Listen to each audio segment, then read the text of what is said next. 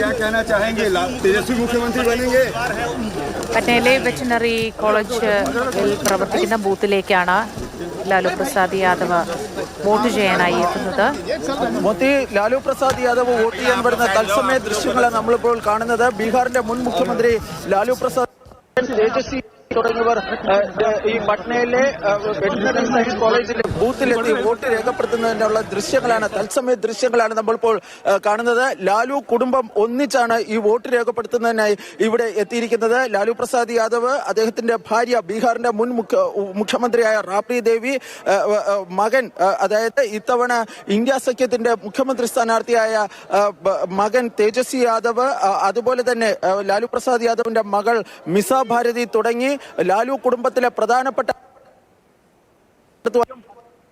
പ്രശസ്തമായ veterinary science കോളേജിലാണ് ഇവർ വോട്ട് രേഖപ്പെടുത്തുന്നത്. ഇന്ന് രാവിലെ ലാലു പ്രസാദ് യാദവ് ഈ ബീഹാർ മാറ്റത്തിന് വേണ്ടി വോട്ട് രേഖപ്പെടുത്തുന്നുവെന്ന് അഭിപ്രായപ്പെട്ടിരുന്നു. ഈ ബീഹാർ മാറ്റത്തിന് വേണ്ടി വോട്ട് രേഖപ്പെടുത്തുന്നുവെന്ന് അഭിപ്രായപ്പെട്ടിരുന്നു. അതിന് പിന്നാലെയാണ് അദ്ദേഹവും കുടുംബാംഗങ്ങളും ഇപ്പോൾ ഈ പട്നയിലെ ഈ വെറ്റിനറി സയൻസ് കോളേജിൽ വോട്ട് രേഖപ്പെടുത്താൻ വേണ്ടി ഇവിടെ എത്തിച്ചേർന്നുകൊണ്ടിരിക്കുന്നത്. ഏതാനും നിമിഷങ്ങൾക്കുള്ളിൽ തന്നെ അവരുടെ വോട്ട് രേഖപ്പെടുത്തുന്നതായിരിക്കും. ലാലുവിന്റെ മകനായ തേജ് പ്രതാപ് യാദവിനും ഇതേ ബൂത്തിലാണ് വോട്ടുള്ളത്. പക്ഷേ അദ്ദേഹം കുടുംബത്തോടൊപ്പമല്ല,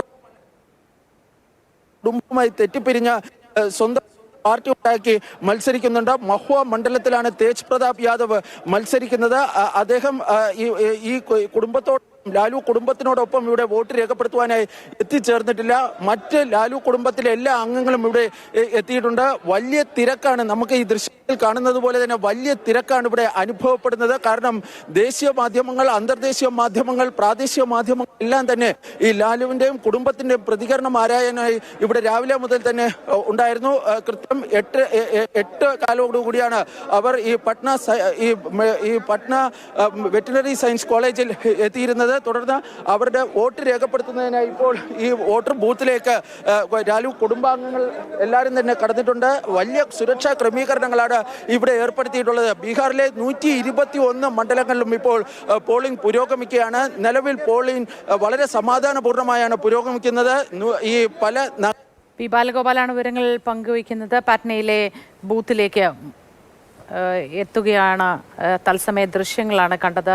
ലാലു പ്രസാദ് യാദവും പത്നിയും അടക്കമുള്ളവർ വോട്ട് ചെയ്യാനായി എത്തുന്ന ദൃശ്യങ്ങളും വിശദ വിവരങ്ങളാണ് ബാലഗോപാൽ പങ്കുവച്ചത്.